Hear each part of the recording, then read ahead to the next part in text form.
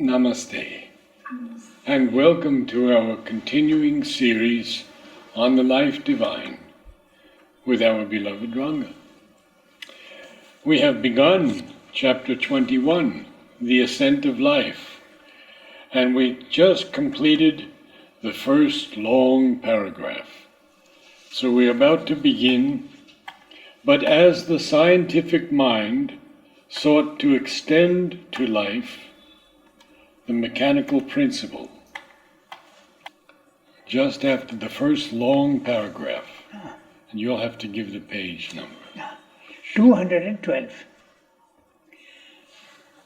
Now, as we were discussing last time, this chapter is not very easy to understand. So, you brought it. yeah. Wonderful. So, we'll look at this chart, and once you see this chart and see what he's saying, then it will be easy to follow what he's saying.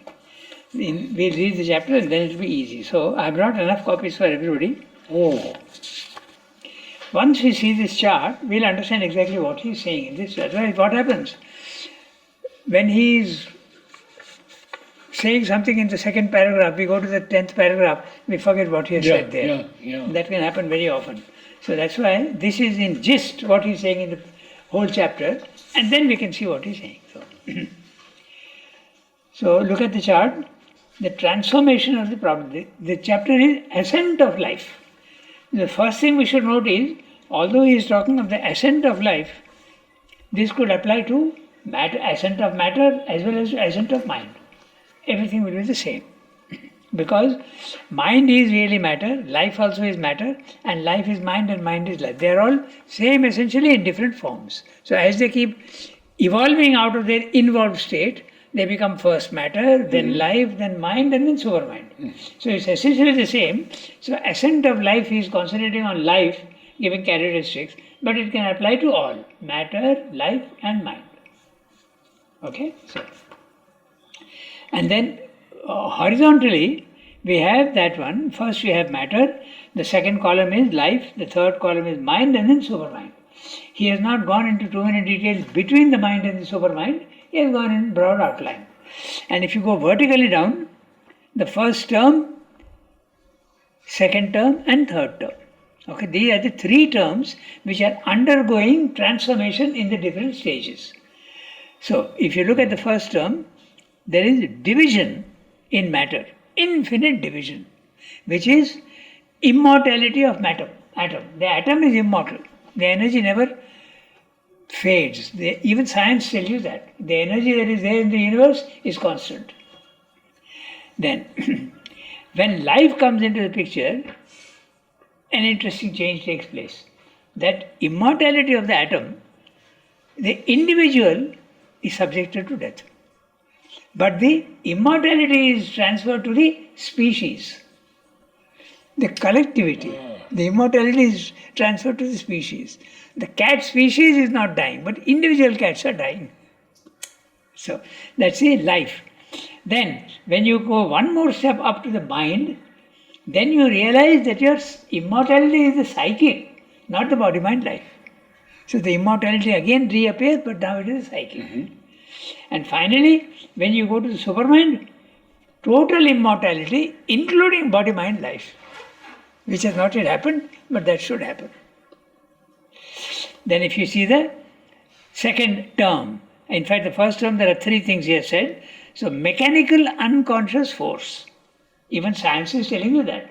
Matter is mechanical unconscious force. They don't agree to conscious force. Then that becomes, that force which is there, it expresses itself in life in mutual devouring. There you have the beginnings of the Darwinian theory. So mutual devouring. There is a food chain and the higher sustains itself by eating the lower. Then that mutual devouring, even at a human level, okay, you are constantly fighting with each other, but you begin to realize when mind comes in that this constant war between things won't do, and you need association. So therefore you have love and association. This force turns to love and association. You realize that too much of egoism and too much of wanting, it won't succeed. So we can give many examples. Even in politics also you have the same example, that you have treaties, CENTO, NATO, whatnot, also NATO and SEATO. There are so many treaties which way for cooperation. We need the cooperation of others. Even the phenomenon of labor unions is the same thing. The association. So that not fighting with each other but association. Then when you go to the supermind, it becomes not even association but unity, cosmic consciousness, and you know that you are one with everybody else. So that's the total harmony. Okay? Then you go to the other one, the third one of the first term, unformed seed of individuality. Unformed seed of individuality. Each atom, there is an individuality which is physical. Now this is a very interesting thing. There is no conscious individuality is not there in the atom, but there is a physical individuality. Each thing is individual physically. Then when it comes to life, the individual becoming collective organism. There is a ego for the collective organism. That's interesting because Mother also speaks of that in all the species. Okay, there is a king, there is a matriarch, or there is someone who is looking after the whole thing. So there is the individual becoming collective organism. The individual, it becomes collective organism. That which was division is becoming collective organism. Then when you go to the mind level, it becomes again universality. You embrace the whole world. Cosmic consciousness comes in. The individual is becoming cosmic in slow degrees. Finally, when you go to the supermind, individuality and universality are harmonized. Both are present. In the universality, in the mind level, between the ideal planes of consciousness, you need not have individuality. The Buddhism says there is no individuality. It disappears. In fact, today only I was reading in the Synthesis of Yoga, and there he says very clearly that you can enter into a consciousness where even your awareness of individuality completely disappears. You become the infinite. So that's the universality. But when you come to the supermind, again, individuality and universality are harmonized. In fact, supermind is a place where all consciousness are harmonized. Purusha, Prakriti, infinite, finite, everything is harmonized there. I would like to ask you to expound a little bit on unformed seed of individuality. Okay. Now, what would you understand by individuality? Ego. No. Ego is when consciousness comes into the picture. Ego is always associated with a little bit of consciousness. Okay. So in matter, there is no consciousness. So therefore the individuality is the physical form.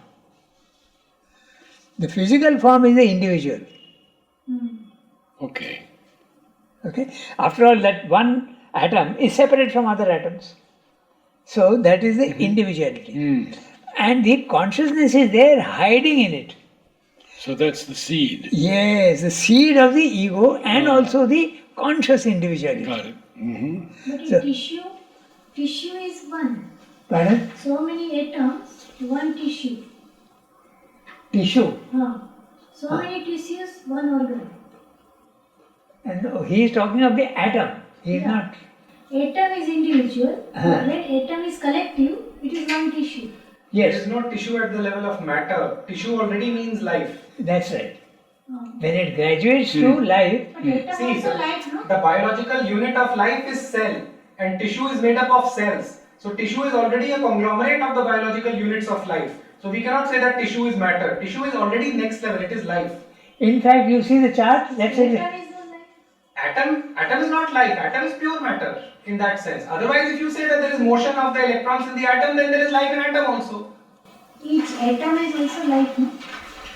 I No, can't really explain that. not life in the sense we understand. Yes. It is there, but it is hiding. See, what is the definition of life as normally we see? Motion. Do we see the atoms moving with our naked eyes? No.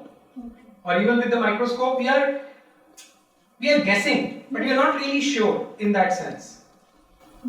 Again, it's not very categorical what Because I have seen in microscope whole atom is moving, Now, what That you are is not saying about atom. tissue, That is not atom. What you are saying is chromosomes. Chromosomes. Exactly. Atom is much, much, much finer than the chromosome. Yes. what you are saying about tissue, look at the column, second life of life, okay? That division becomes individual becoming collective organism. Collective organism is your tissue. Yes. And chromosome is much more than a tissue. Yes. A chromosome is, yeah, Much bigger than a tissue. It is made up of several. well, tissue can be also large, the tissue of the Yeah. stomach, the Okay. tissue of bone, tissue can be even larger. Right. But that's exactly, so what you are saying is okay, but that's exactly what is the collective organism is a tissue. Okay, so this is a very interesting thing because in the physical, the individuality is purely physical, individualized form. This is also individualized form. So in the atom, it is a physical individuality with the possibility of a real individuality hiding in it. Then when it comes to life, it starts becoming life ego, life individuality, which is the ego, the beginning of ego. So now I ask both of you about the cellular mind. The mind is there, hidden in the cell. But if you are going down to that level to make the body conscious, after all, what is mother doing? She is trying to make the body conscious, make it divine. So the mind which is hiding in the cell starts becoming conscious. That will not happen at our level. At our level, the cell has a mind, but it is sleeping. But when mother is evoking the divine consciousness into the body, the whole body is conscious, the cell becomes body, mind rises up. That's the mind of the cell.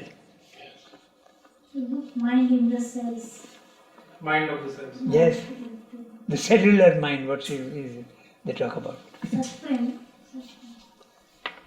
Yes. So, then at the animal level, the ego is beginning to become conscious. It develops fully into, when man comes into the picture, it develops fully. Individual becoming collective, then we come to mind. Srivendra has jumped a step. He has gone from mental ego to universality, because the characteristic, when Srivendra is speaking about the mind, he is not speaking about our mind, he is speaking of the ideal mind.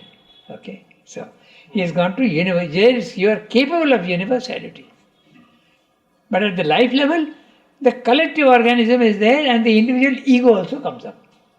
Then at the supermind level, everything. There is individuality as well as universality. The best example is the Purushottama consciousness. Purushottam, there is a personal God as well as an impersonal God. You can experience the divine as an impersonality. You have only knowledge, there is nobody there. You have only peace, you have force, you have vastness, but there is nobody there. That's the impersonal aspect of the divine, which is the path of the Jnana Yoga. But when you go through the psychic, you can have the individual experience of the divine. You can have a relation, you can talk, you can have a relation, just like Ramakrishna had, and he is seeing, Srivendra also had, he used to exchange things with Sri Krishna. So, this individual aspect is not so clearly defined in mother. She is also talking of Seigneur, but there is no story or there is no incident where she is having an exchange on a personality level. In mother's. Krishna and Shiva. She was walking with Krishna. She was keeping her head on Krishna's shoulder. And you can say that, but that's all there in the agenda. Yeah. So that is the individuality and universality. Then we come to the second term. Okay, that's the first term. Here put there are three atoms there. I had to add these later on. It's quite complicated. That's why. Then the second term, he is talking of the force-driven subconscious will. So the will is there. After all, everything has gone down and involved itself in matter. So there is a force, but it is force-driven, subconscious will. There is a will, but it is suppressed by the force. So then when it comes to life, it manifests itself as hunger. And then that hunger again, when you come to the mind, in the hunger your mutual devouring is there. If you go up, you will see that there is a mutual devouring. So that hunger becomes cooperation. The hunger of love, for instance. Okay, you realize that you have to give and you have to get. So it becomes cooperation. And finally, that hunger becomes satisfied delight at the highest level. Sri Aurobindo speaks about this cooperation. He also speaks about love. Love comes up in the mind plane. The status when it is mind, love comes in. In life, not really love, but it is more the physical lust which expresses itself in that way. But when it comes to mind, the possibility of love is there, but it's not perfect at all. It is give and take. He uses the term satisfied delight. You took it from Life Divine. Yes. Satisfied delight. Yeah, all these terms are from satisfied. Yes, all yes, of them, not mine. Okay. All of these terms are from him. So satisfied delight it becomes. Then the last one when you take impotence of inert subconscious. There is no force. Impotence is there. Then that impotence in struggle becomes struggle to increase, expand, conquer, possess. That incapacity, what is total impotence becomes incapacity. That means there is a little bit of capacity. Mm-hmm. There is a difference between impotence, total lack of capacity, to incapacity, where there is a struggle to increase, expand, conquer. And when you come to the mind level, you can have complete self-possession. But this mind level is not our mind. He is talking of the spiritual mind level, from higher mind to overmind. Finally, at this overmind level, it becomes omnipotent. That which is impotence in matter becomes omnipotence in supermind. This is what he is saying in that chapter over 10 pages or 11 pages. Good work, sir. Good work. When you follow this, then we will have to follow the chapter what he is saying. So, we start reading from page 212, but as a scientific mind. Mm-hmm.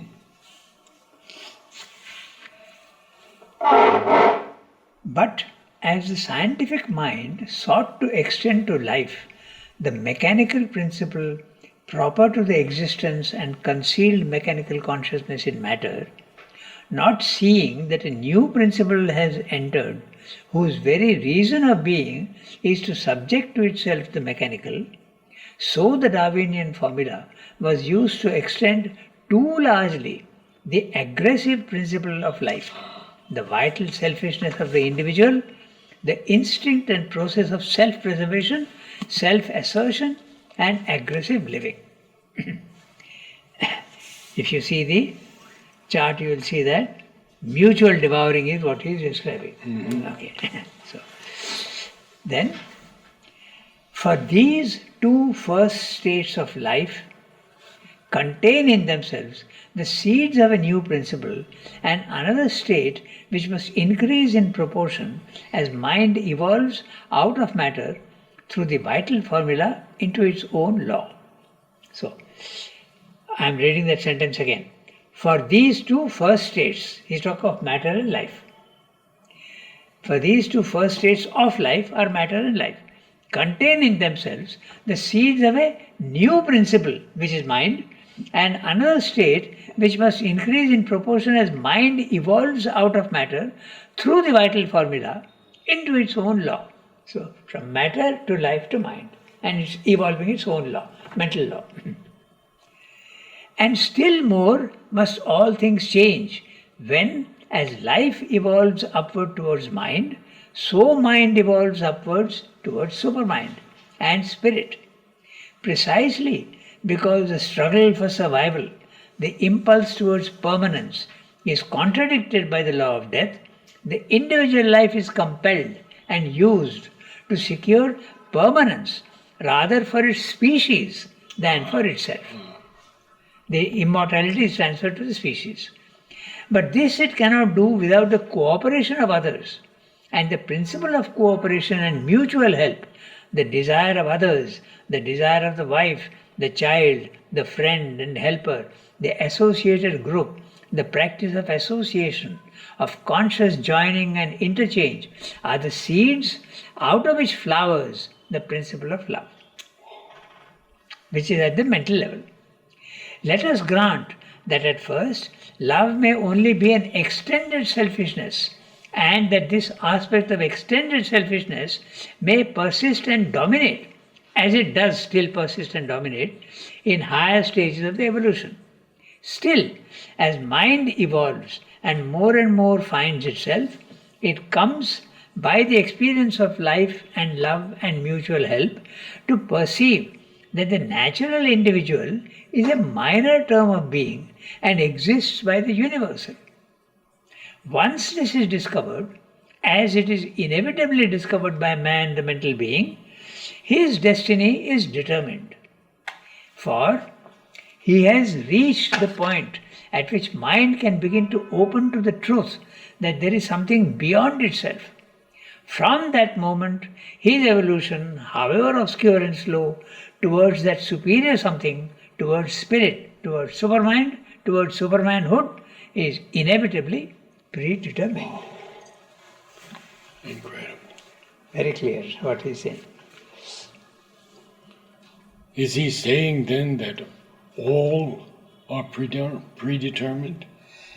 Predetermination is there at the lower levels. Ah, As you keep climbing higher and higher, predetermination becomes less and less, and liberty starts increasing as you keep going higher and higher. At the lowest level, there is complete determination. Physical laws operate because you have become rigid. That which was flexible has become rigid. So therefore, there are laws necessary. What is law and freedom? They are opposites. Freedom is the opposite of law. Law means it's binding you down to certain fixed forms of behavior or fixed forms of and rules of action. So in matter, there is complete determinism. so fate and karma. Yes, that's the thing. So all these are linked. So the higher you climb in consciousness, your body-mind life is under the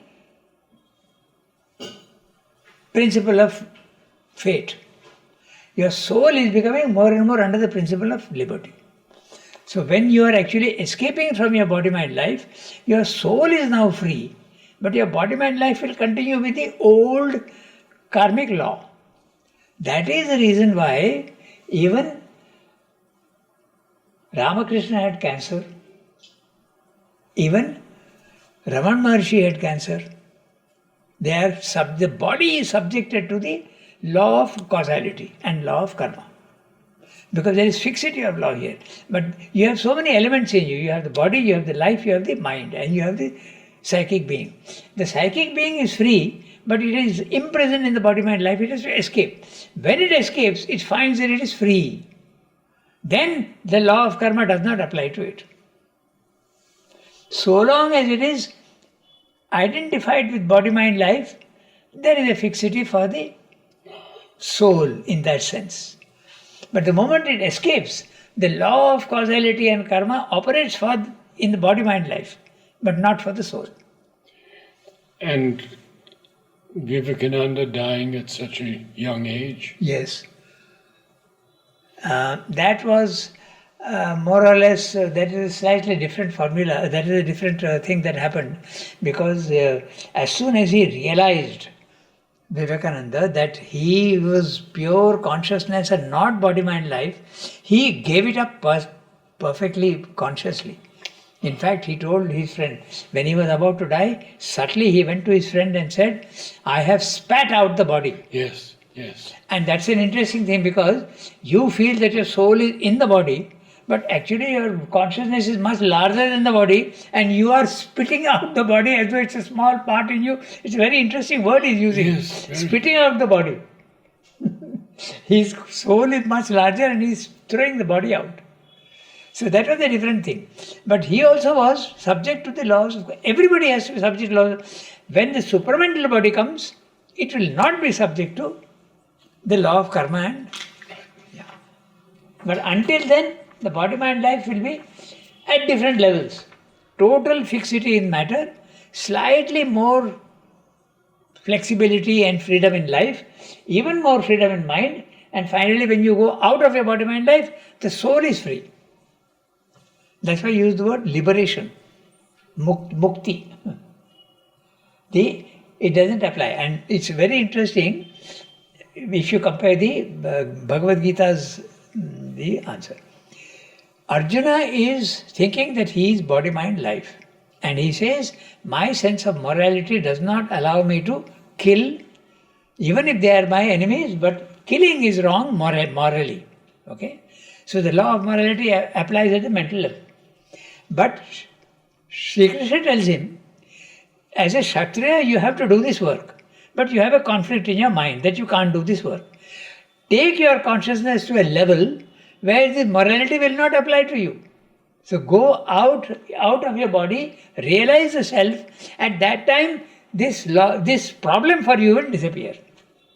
You will be free, and you can also continue your Kshatriya dharma, and you will not be subject to the law. So you will be free. That's so the karma is there, of course, but it is there. There are all these things are linked, but you have to see them in different ways. Purusha is consciousness, Prakriti is force. Prakriti at the lowest level is completely dominating Purusha. Consciousness is hiding in matter. It's not hiding, it is being made to hide. Force is suppressing consciousness in matter. As you keep going higher and higher, consciousness is rising, and at the self, consciousness is king, and it is saying to matter, you are there with me, it is saying to force, you are there with me, but don't move. I won't allow you to move. So when you are in the self, you are immobile, you are immutable, no force there. Force is there, but held back. Like the water behind the dam. You can't say that the water behind the dam is no force because it is static. It's a static condition, but it is there behind. Tremendous force. Yes.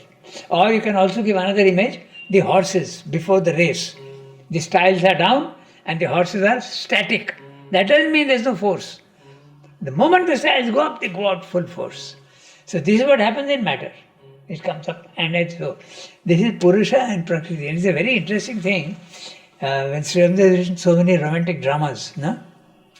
Vasavadatta, Eric, all of them have got one theme. They are not pure romance. He is expounding to you the principle of Purusha and Prakriti. I'll explain how, since you have raised the question of karma. You remember the play Eric? So, there are two girls who come with the intention of killing the king. The two girls are Prakriti. They come to kill the king. So, in matter, Prakriti is killing the king. It is not just killing, but holding him down.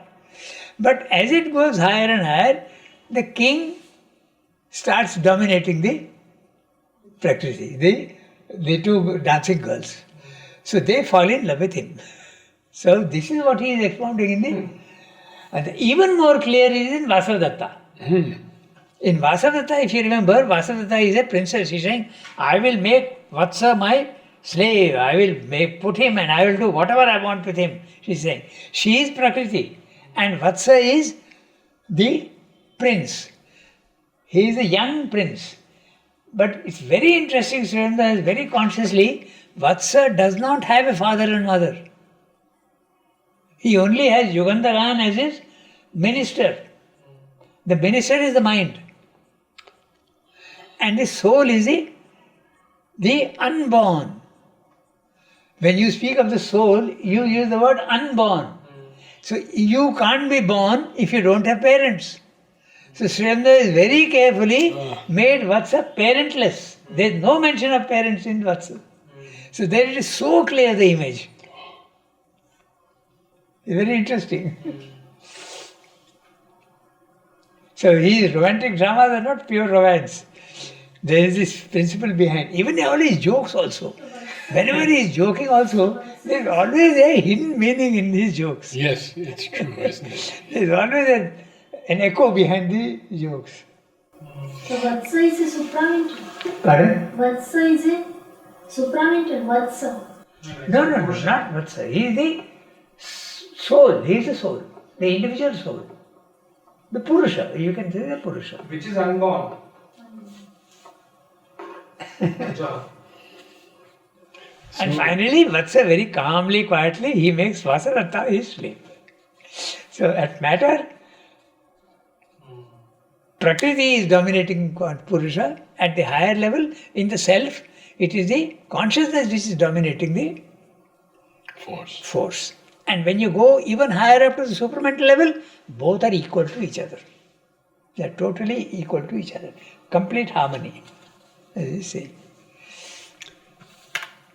Sentence by sentence. Sentence by sentence? Yes, we'll do that.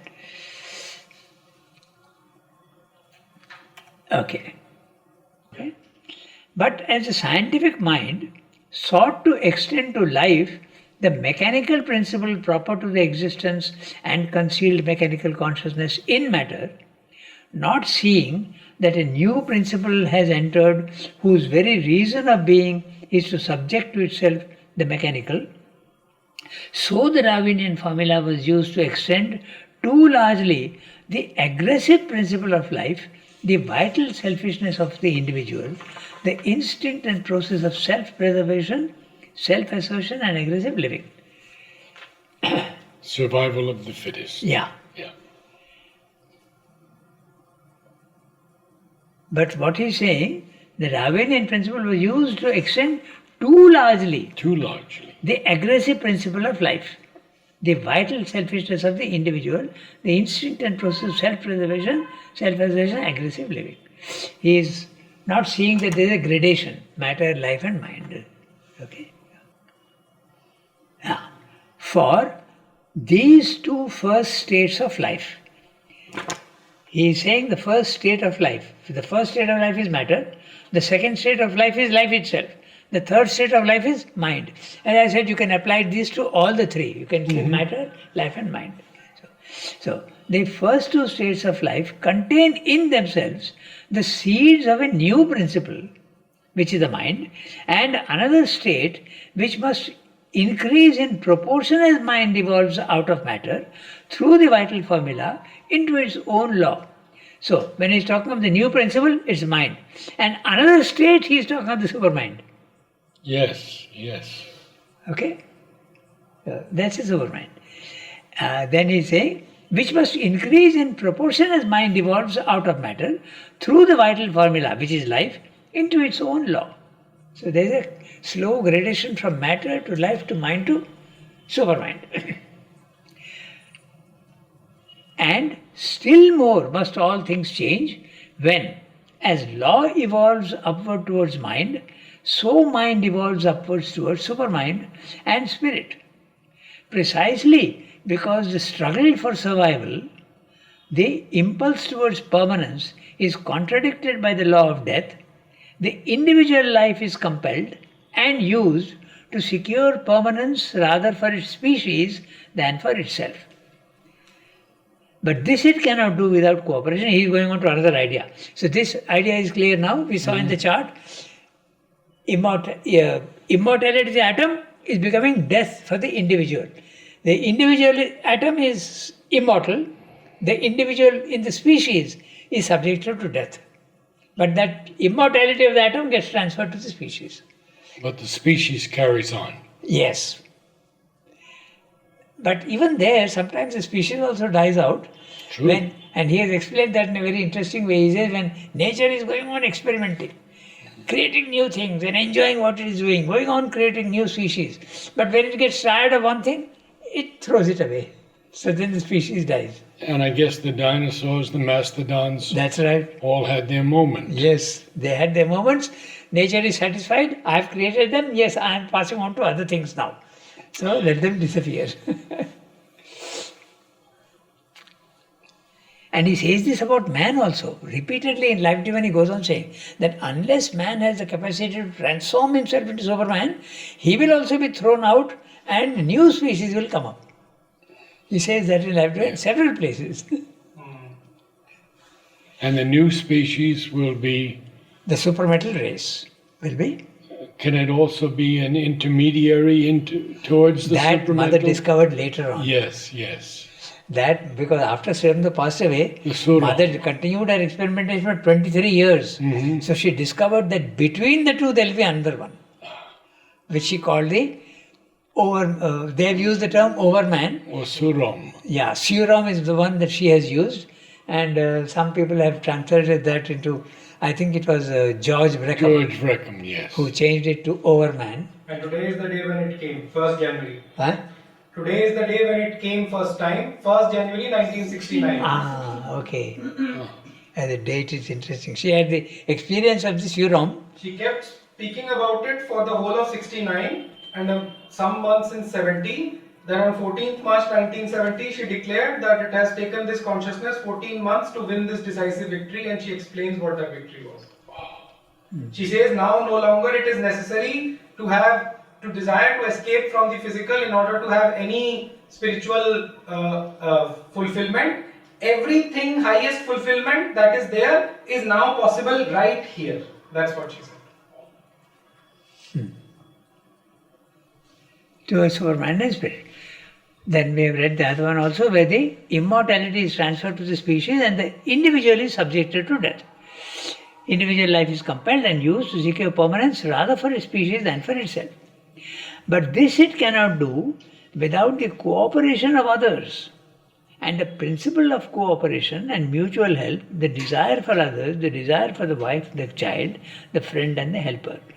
So this he has explained in another place also. The principle of mutual devouring is the ego in the human being. But you cannot, man realizes that if you live an egoistic life, you cannot be successful in many things. So you need the cooperation of others. So the mental understanding comes that you need the cooperation of others. That is why I was saying that the labor unions is exactly that. Let's cooperate, get together, then we can have strength. Then you have this idea of, even in the political field, Parties. yeah, you have these pacts, CENTO, SEATO, NATO. Now slowly those are becoming, because the whole world is becoming one. No? Because of the internet and because of the United Nations, the whole world, there is fighting still going on. But still the idea that humanity is one is becoming more and more common. Yes. And Aurobindo is a beautiful example of that. Yes. So, that's what he's saying, cooperation. Okay, so, and he's saying that this cooperation which flows into the principle of love.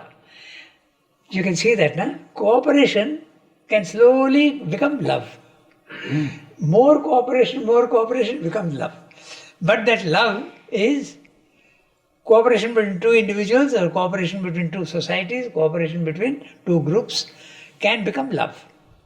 But that love is not perfect. That's what he's saying. He's saying, let us grant that at first, love may only be an extended selfishness. There you are. Extended selfishness. Human love wants more than it will give. Isn't it? It's a divine love that only gives itself and doesn't ask anything in return. But the human beings are always asking more. So it's an extended selfishness. Look at the word. Very interesting. So, human love is extended selfishness. There is extended selfishness. And that this aspect of extended selfishness may persist and dominate, as it does persist and dominate in higher stages of the evolution. Okay? So it does remain. It is still there. So,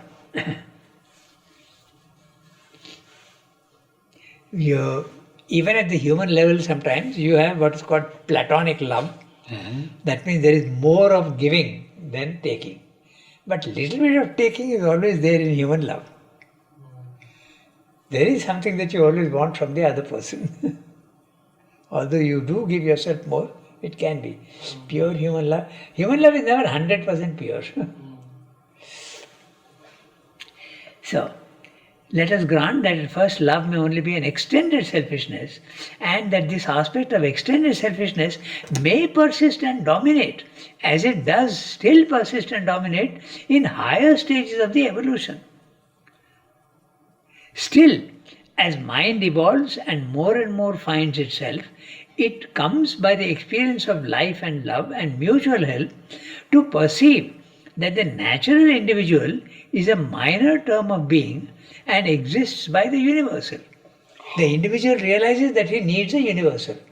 I explain this to the children in this way. You need your tailor, you need your servant, you need your doctor. You can't do without the universe. You need the fruits of the universe, you need the food of the universe. You have to depend on the universe.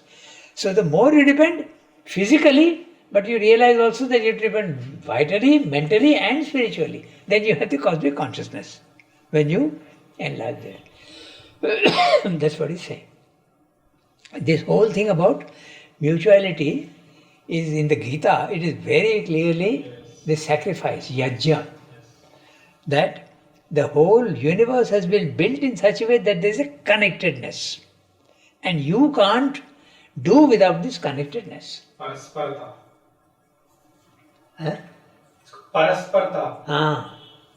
That there is a connectedness. And the ego can't always have its way. So it realizes that at some point you have to suppress your ego and go more for cooperation with others. So he said that in very short here. There in the Essays on the Gita, he has given quite a lot. Even in the synthesis. In fact, in the synthesis, 80 pages of sacrifice. Sacrifice, 80 pages in 2 chapters. What is sacrifice? Doing not unselfish manner, do everything.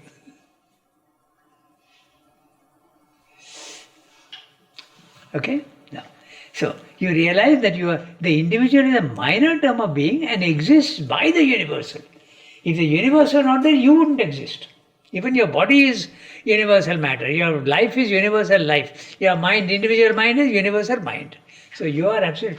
Even your soul is universal divine. Become that. So at every level, again we come back to that famous idea of the man is a microcosm of the macrocosm. Everything that's there in the universe is there in a compressed form. So once this is discovered, as it is inevitably discovered by man, the mental being, his destiny is predetermined. Is determined. He has used the word here, determined. Yeah, that's right. His destiny is determined. For he has reached the point at which mind can begin to open to the truth that there is something beyond itself. From that moment, his evolution, however obscure and slow, towards that superior something, towards spirit, towards supermind, towards supermanhood, is inevitably predetermined. Now he's using the word predetermined. Predetermined. That's why that was lingering in my mind. But it's from that point. Yeah. The point where he realizes that he has to depend on the universe, and he is really universal. From that point. And that point comes when you experience the self. When you go out above your mind and go to the self, you realize that you are cosmic. That your soul is the soul of everybody else, and there is a connectedness. So, that's a chapter. You can see how, when you are reading Srivamdana, you have to go very, very carefully into each word. Wasn't that wonderful? That extended selfishness? Yes, yes.